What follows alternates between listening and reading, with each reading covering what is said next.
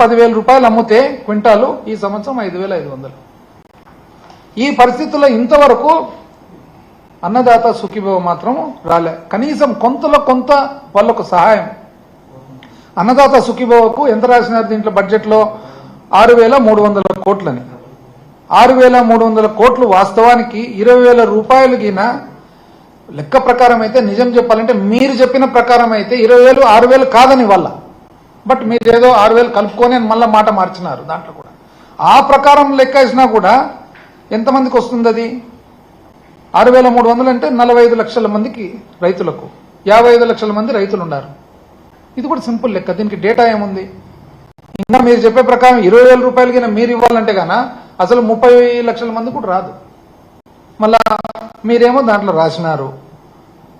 ఎందుకంటే ఈ లెక్కచారాలకు దీళ్లకు ఇంచుమించు పోయిన సంవత్సరానికే 54 లక్షల మంది, 55 యావరేజ్ వేసుకున్నా కూడా.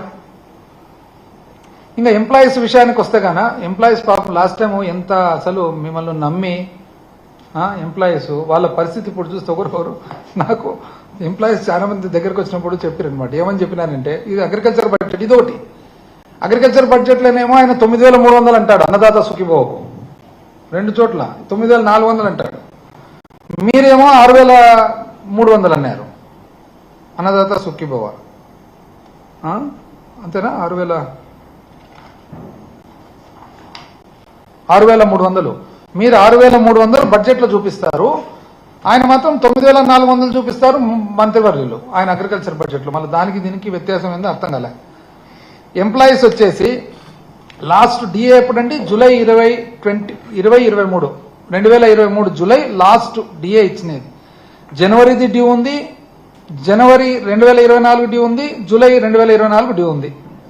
మీరు అసలు మొత్తం బ్రహ్మాండంగా మీరు ప్రామిస్ చేసినది చూస్తే ఎంప్లాయీస్ అంతా అసలు ఇంకా ఆకాశమే హద్దు, సూర్యుడు చంద్రుడు చుక్కలు అన్ని కూడా ఇంక ఊరికి వడ్డీయడమే వాళ్ళ పరిస్థితి.